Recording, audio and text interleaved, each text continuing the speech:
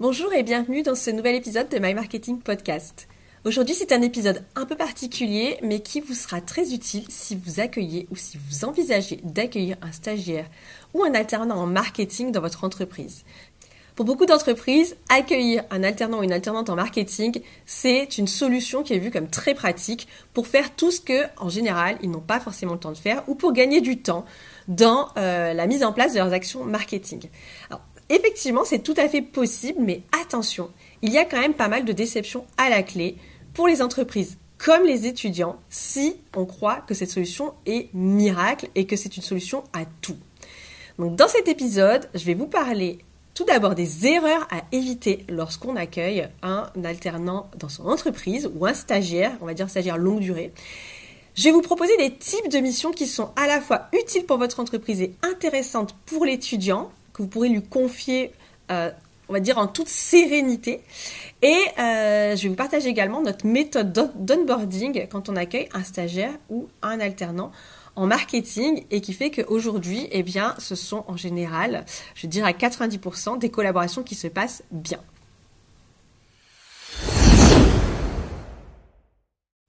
Alors tout d'abord, quelques chiffres.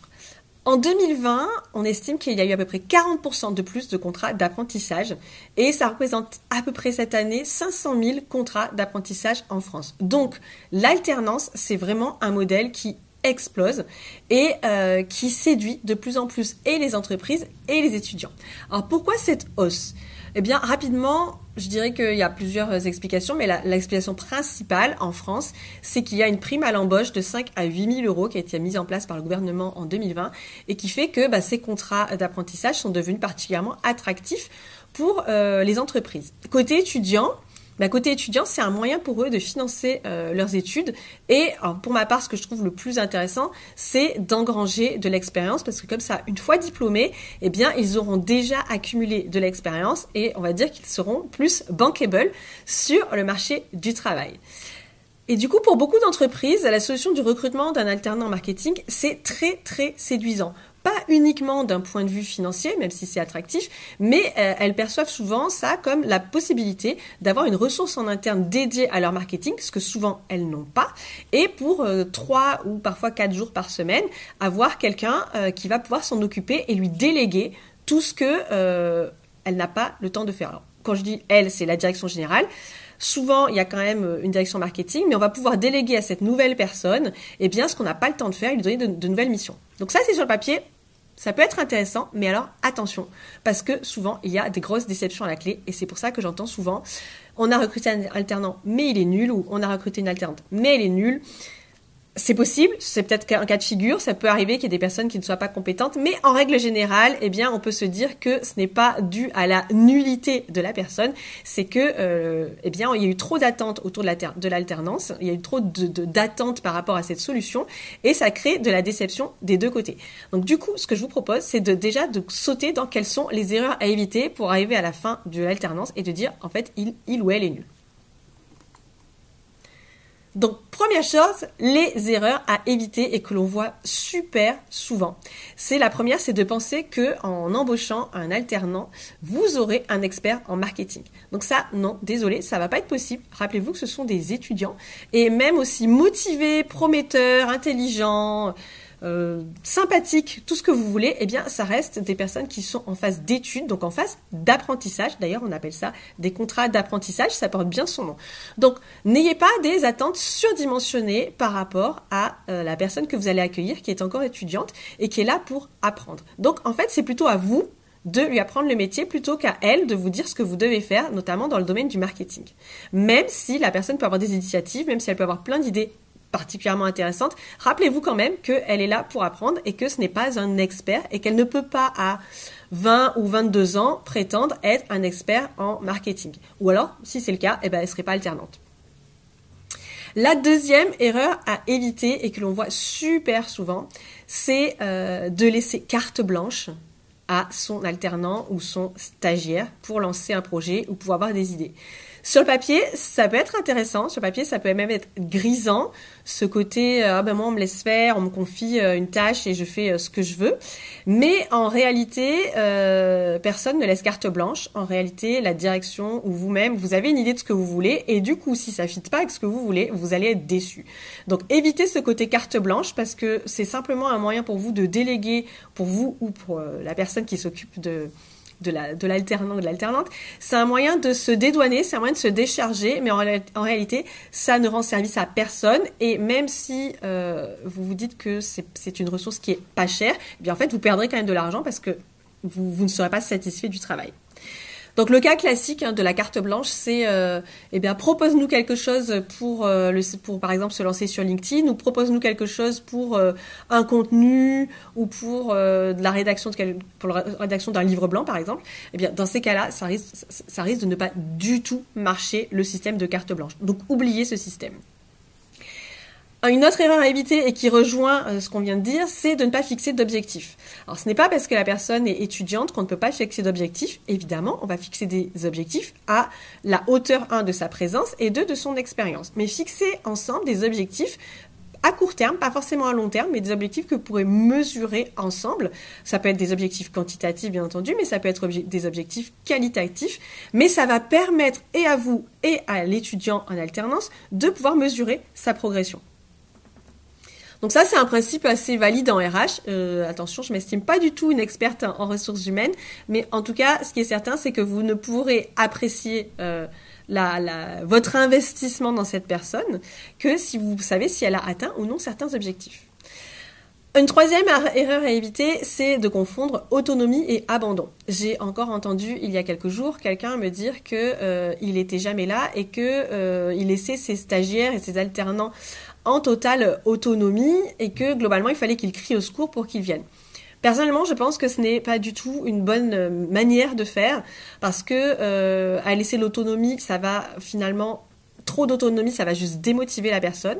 C'est aussi la porte ouverte à des comportements de désengagement total. Donc l'autonomie c'est bien, mais ça ne doit pas se transformer en abandon, en je ne suis jamais là, parce que rappelez-vous que l'alternant est là pour pouvoir s'appuyer sur quelqu'un pour apprendre.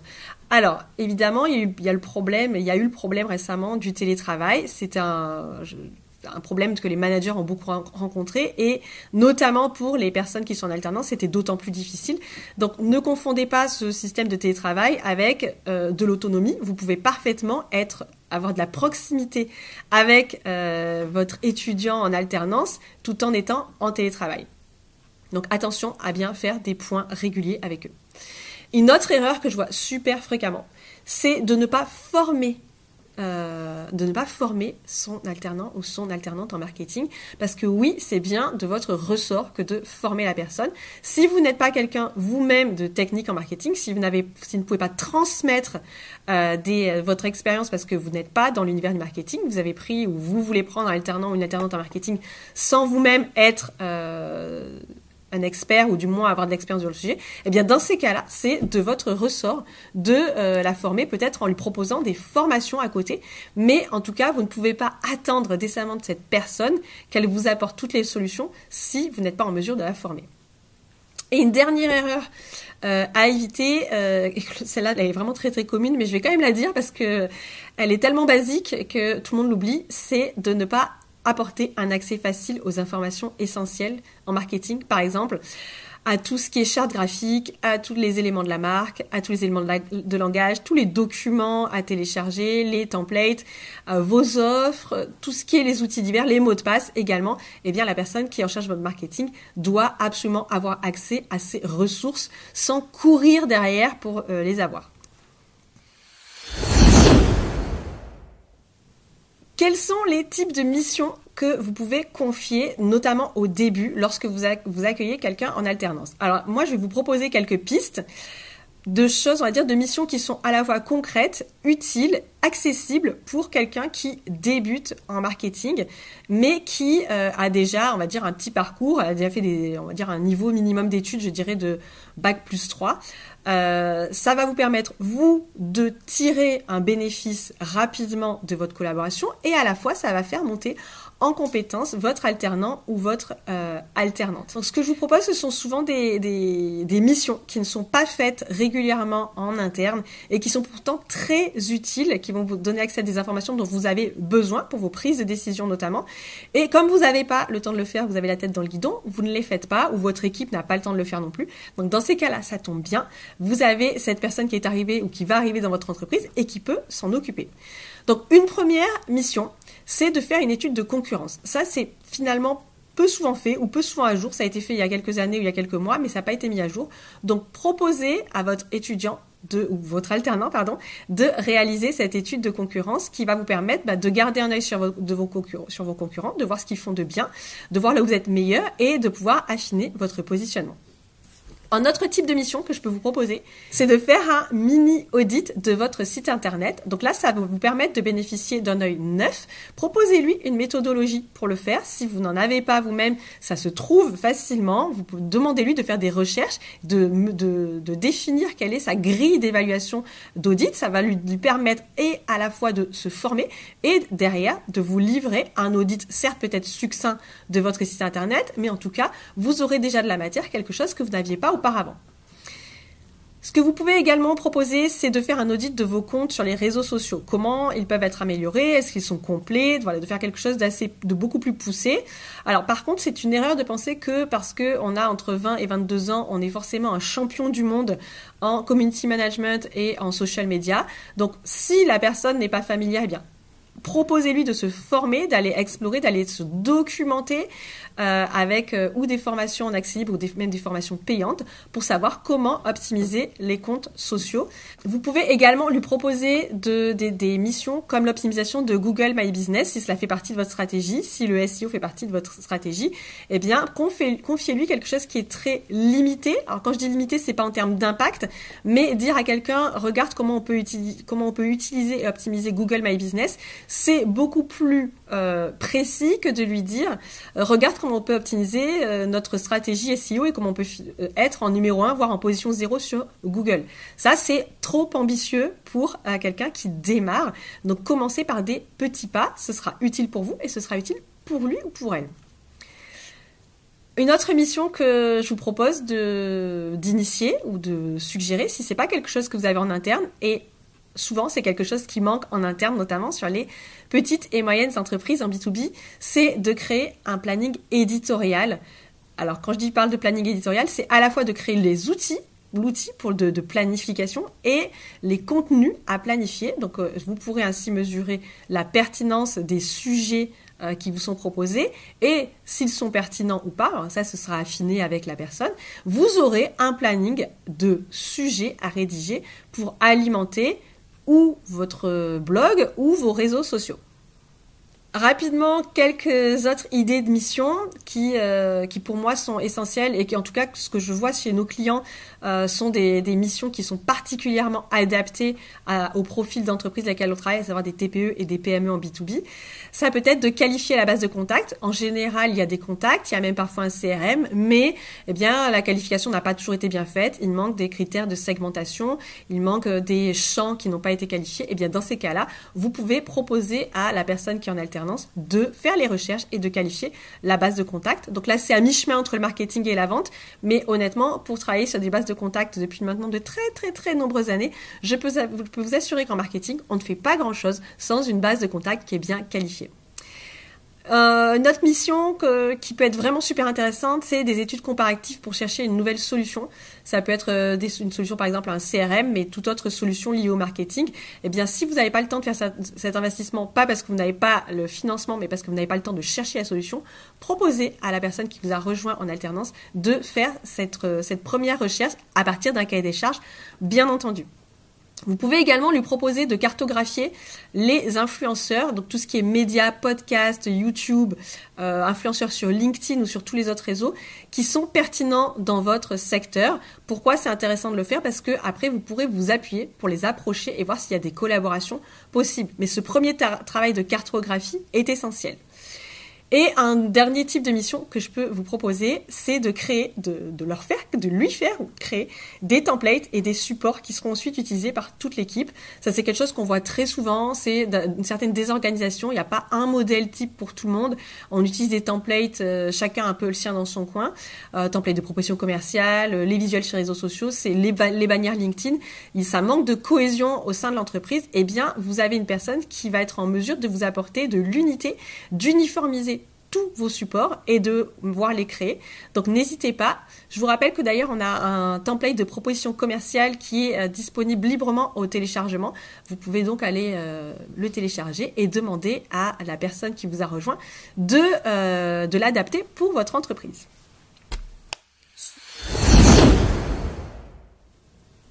Donc vous l'avez compris, la réussite de l'alternance et de la collaboration avec un alternant ou une alternante en marketing dépend largement de vous, de votre entreprise et de votre capacité à accompagner la personne dans sa croissance et son développement.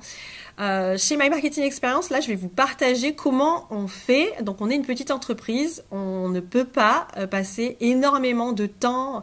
On ne peut pas passer 6 mois, et vous non plus, à accompagner une personne pour lui montrer tout ce qu'on fait, comment on le fait. Mais par contre, on estime que c'est de notre devoir de le faire et d'assurer la formation. Donc dites-vous que votre stagiaire ou votre alternant est là pour apprendre. Ça, c'est vraiment la base. Si vous ne l'avez pas compris, si vous attendez que cette personne vous livre clé en main le même niveau de solution, de conseil qu'un expert ou qu'une agence marketing, eh bien, vous faites complètement fausse route. Ce n'est même pas son job de le faire. Cette personne est là pour apprendre. Et vous ne pouvez pas capitaliser sur son expérience, mais uniquement sur son potentiel. Et souvent, ils en ont du potentiel. Franchement, je peux vous assurer que j'en vois passer sur LinkedIn et je le vois même des personnes qui y sont passées dans l'entreprise ou qui sont toujours là. Il y a vraiment du potentiel. Donc nous, comment on fait ? Eh bien, on a misé sur un pack de bienvenue, c'est-à-dire que lorsqu'une personne rejoint notre équipe pour un stage, en général c'est assez long, on prend plutôt des stagiaires au minimum 4 mois et on ne prend qu'une personne à la fois, donc ça c'est vraiment notre politique parce qu'on veut s'assurer que la personne soit bien encadrée et reçoive tout ce dont elle a besoin pour s'épanouir. Et puis aussi, soyons honnêtes, que en accordant beaucoup plus d'attention à une personne, ça permet de maximiser le retour sur cet investissement. C'est un peu froid dit comme ça, mais c'est pourtant la réalité. Donc dans ce pack de bienvenue, eh bien, en fait, on va inclure tout ce que la personne doit savoir ou avoir déjà vu quand elle arrive chez nous. Et pourquoi c'est intéressant ? Alors, c'est intéressant bien sûr pour nous parce que la personne va être plus rapidement opérationnelle, mais c'est aussi intéressant pour l'étudiant qui arrive parce qu'en fait, cette personne, elle ne sera pas prise au dépourvu, elle ne sera pas tout le temps en demande, obligée de demander de l'aide parce qu'elle ne sait pas comment faire, ce qui peut être une posture qui est très désagréable de systématiquement solliciter, attendre dans son coin pour qu'on nous explique comment ça fonctionne. Donc c'est désagréable parce qu'on n'a pas l'impression d'être un professionnel et que ce sont des professionnels comme au même titre que les autres membres de l'équipe et donc il faut leur donner les mêmes, on va dire, chances. Et c'est vraiment un moyen pour nous d'avoir ce temps de formation et d'apprentissage réduit, du moins sur les outils. Donc, qu'est-ce qu'on inclut dans notre pack ? Eh bien, il y a tous des tutoriels sur les outils qu'on utilise. Par exemple, il y a des tutoriels pour Mailchimp, il y a des tutoriels pour Canva, il y a des tutoriels pour Notion, ce qui permet d'être familiarisé déjà avec ces outils-là. On a également des procédures liées aux activités que l'on fait, les activités marketing, bien entendu. Il y a la formation complète pour LinkedIn, donc notre formation LinkedIn Expert qui est vraiment transverse sur tout LinkedIn et qui permet de bien maîtriser tous les aspects de LinkedIn lorsqu'on travaille dans une entreprise, que ce soit pour le profil personnel mais également la page entreprise et le développement du réseau. On a une formation en cold emailing. Donc là, c'est un peu plus technique, un peu plus poussé, mais comme c'est des techniques marketing que l'on utilise beaucoup pour nos clients et pour nous-mêmes, eh bien, on l'a incluse dans le pack de formation qui est donné à chacune des personnes qui intègrent notre entreprise. Et il y a également tout ce qui est accès à un coffre-fort de mots de passe. Donc ça, c'est vraiment nos outils, mais pour que eh bien, la personne soit le plus autonome possible. Et alors, attention, autonome, ça ne veut pas dire livré à soi-même, bien entendu. Mais en tout cas, il n'y a pas besoin de nous taper sur l'épaule toutes les 2 minutes pour avoir une information, parce que ces informations sont disponibles. Voilà, je pense que vous en savez maintenant un maximum sur comment réussir sa collaboration avec un alternant en marketing, comment faire en sorte que l'alternance devienne une vraie force et qu'il n'y ait pas de déception à la clé. En tant qu'entreprise, vous avez un engagement vis-à-vis de l'étudiant que vous accueillez. Offrez-lui le maximum de chances de réussir et de vous donner satisfaction, de grandir dans votre entreprise et de lui apporter le maximum que vous voulez. Donc non, un alternant n'est pas juste là pour faire tout ce que vous n'avez pas le temps de faire. Bien sûr, c'est tout à fait possible, mais il faut lui donner les clés, les moyens et la formation pour le faire. Donc moi, je vais même être honnête et vous faire une dernière recommandation, puisque c'est ce que nous-mêmes on fait. N'hésitez pas même à investir, s'il le faut, dans des formations. Nous, on le fait en interne, à acheter de nouvelles formations pour se former nous-mêmes, mais pour également former les personnes qui sont... Alors là, actuellement, c'est une personne, mais ça a été fait par le passé, qui rejoignent même temporairement votre entreprise. Ça n'est jamais un investissement perdu. N'hésitez pas, si vous avez des questions, à les poser en commentaire. J'y répondrai volontiers. Et pour l'heure, je vous dis à très bientôt.